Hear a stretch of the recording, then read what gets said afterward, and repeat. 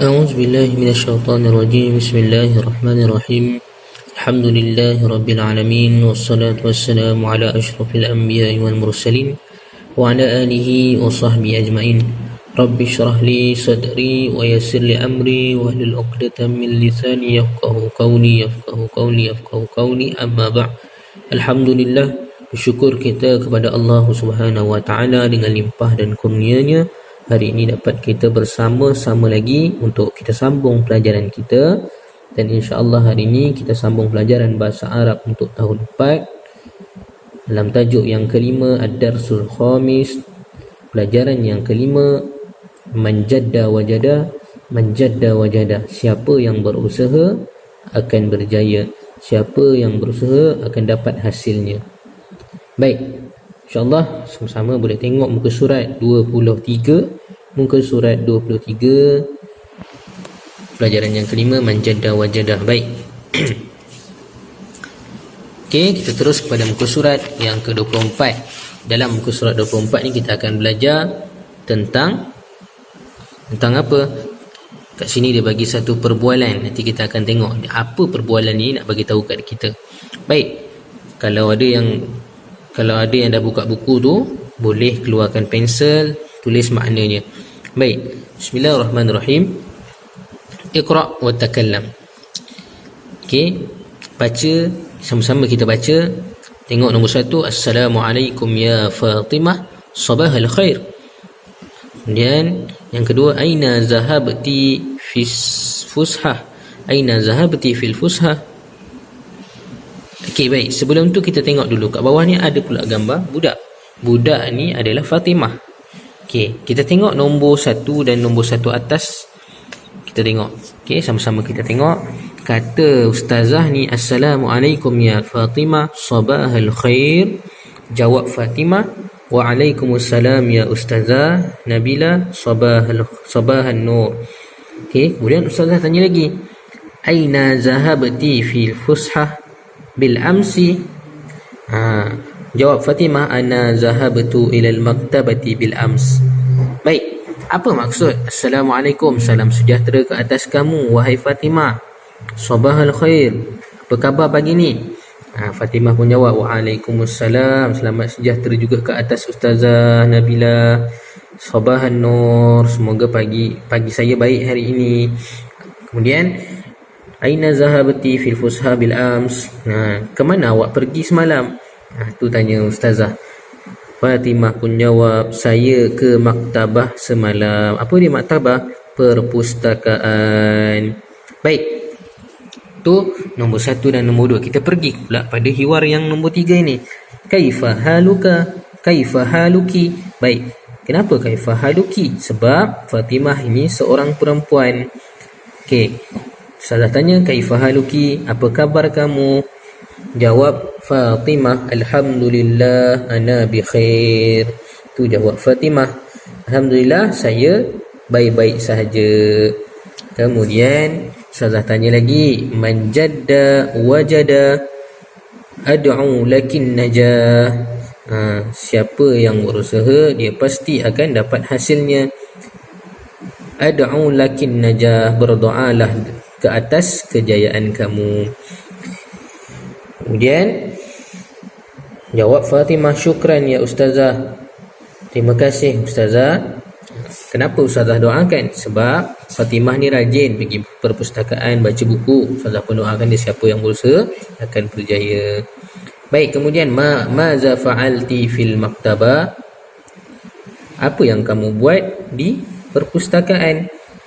Fatimah pun jawab, qara'tu darsi lil imtihan, saya membaca pelajaran untuk peperiksaan. Itu jawab Fatimah. Inilah cerita yang nak disampaikan dalam hiwar ini. Baik, ini hiwar dalam muka surat ke-24. Baik, sama-sama kita tengok pula muka surat 25. Okey, dalam muka surat 25 ni, dalam muka surat 25 kita akan cuba tengok. Dalam ni dia nak bagi tahu kita tentang domer. Pelajaran 5 ni kita belajar tentang domer. Yang pertama kita ada domer mutakallim. Yang pertama domer mutakallim. Kemudian yang kedua, muka surat 26 kita ada domir mukhatab dan mukhatabah. Okey, kemudian muka surat 27 kita ada domir ghaib wal ghaibah. Okey, ada 3 keadaan domir kat sini.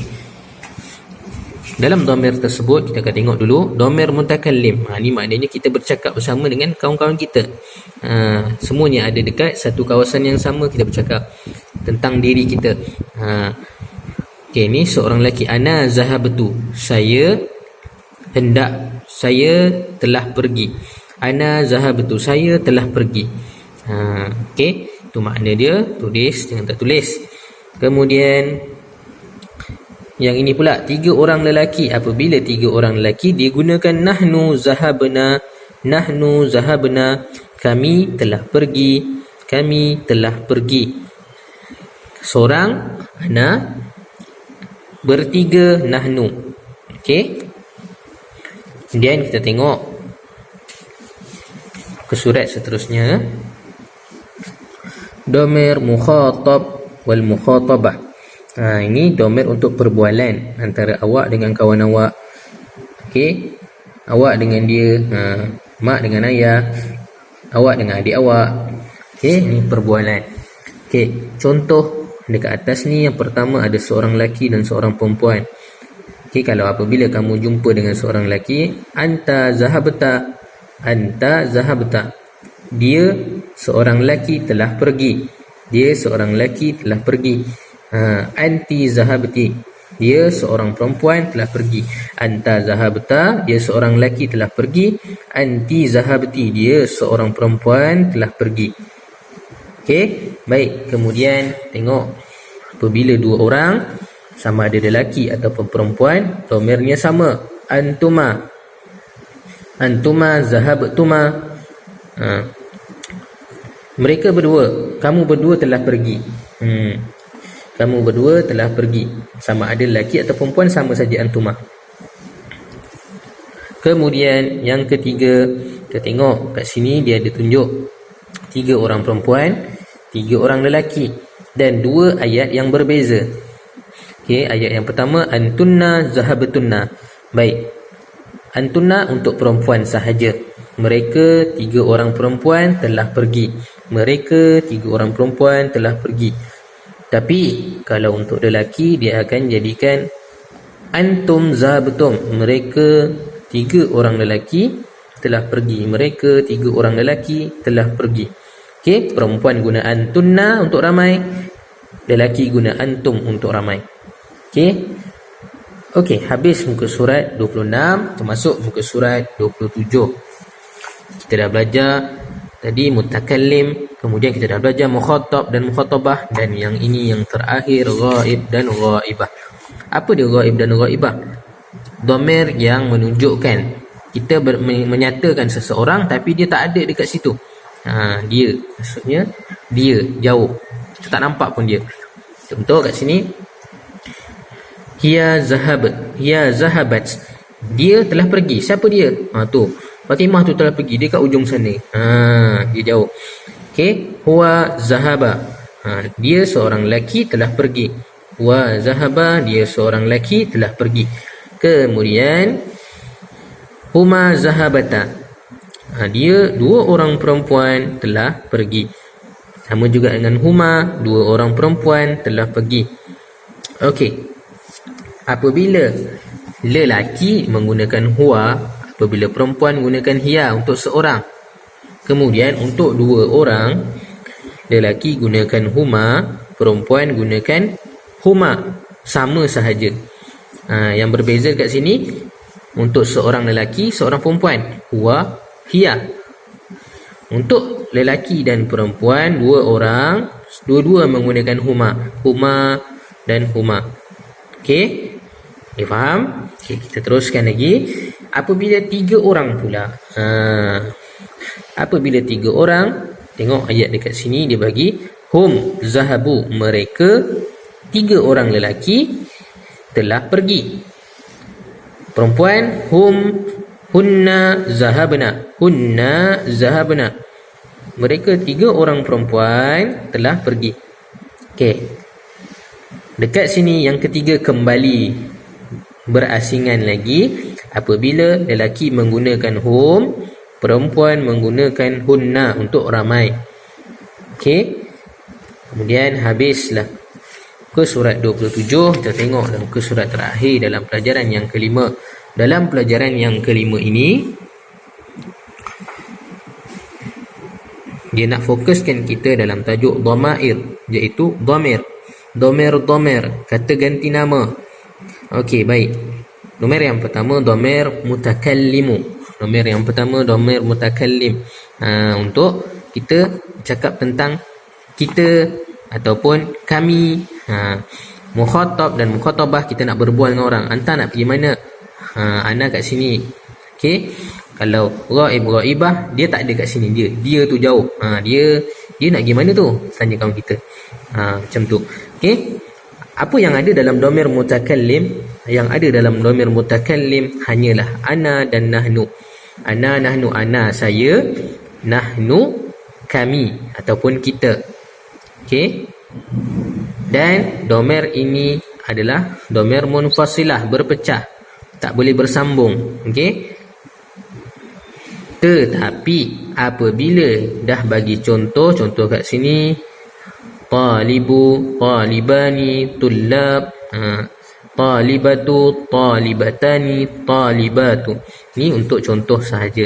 Kemudian kita tengok dhamir muttasilah. Apabila dhamir mutakallim bergabung dengan fa'il ataupun bergabung dengan fa'il, dia akan jadi contoh darasa belajar. Apabila kalau ayat darasa saja akan ada alif, tapi apabila digabungkan dia dengan ana dan nahnu, dia akan jadi ana akan tukar kepada huruf ta. Ana akan tukar kepada huruf ta, iaitu darasa tadi dia akan jadi darastu. Okey, ana akan bertukar jadi huruf ta. Tetapi apabila nahnu, dia akan tukar jadi huruf na, ditambahkan nun dan alif. Darasna untuk kami. Darastu saya belajar, darasna kami belajar. Okey. Saya harap semua dapat untuk dhamir mutakallim. Kemudian dhamir mukhatab dan mukhatabah ada 6. Anta, antuma, antum, anti, antuma, antunna. Anta, antuma, antum, anti, antuma, antunna. Anta, antuma, antum untuk lelaki. Beza dia anta, antuma dan antum untuk lelaki. Anti, antuma, antunna untuk perempuan sahaja. Okey. Kemudian kita tengok dhamir muttasilah pula. Apabila digabungkan menggunakan fi'il darasa tadi, belajar tadi, daras apabila dia sama ada anta ataupun anti. Kalau anta, dia akan jadi darasta, ditambahkan ta di belakang berbaris atas, darasta untuk anta. Tetapi untuk anti pula dia akan jadi darasti, ditambahkan ta berbaris bawah, mengikut hujung ni, ta atas dan ta bawah. Potong saja alif dan nun ni, ambil ta ni, pindahkan dekat belakang darasa. Okey. Darasta untuk lelaki, darasti untuk perempuan. Kemudian darastuma. Darastuma ni apa? Darastuma ini kembali kepada dhamir mukhatab dan mukhatabah, lelaki dan perempuan, antuma ini. Diambil belakang juga tuma sahaja, ta mim alif, sama juga ta mim alif, dua-dua gunanya sama, penggunaannya sama. Darastuma, dia dua orang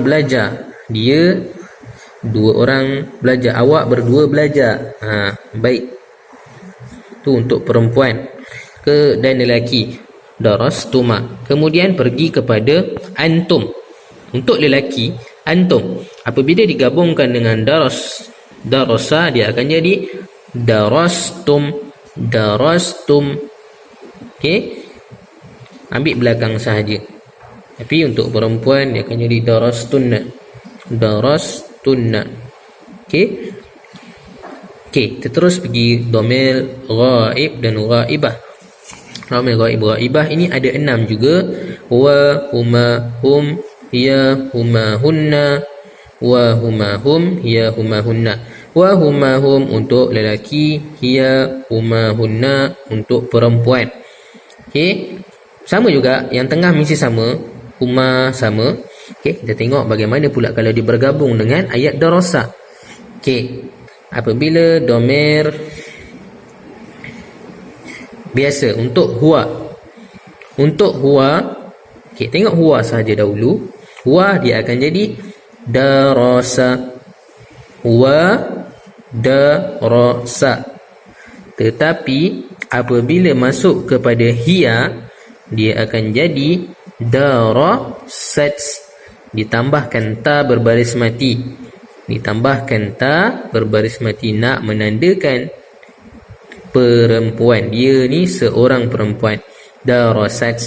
Darasa untuk lelaki, darasat untuk perempuan. Huwa darasa, hiya darasat. Okey, kemudian kita tengok pula huma.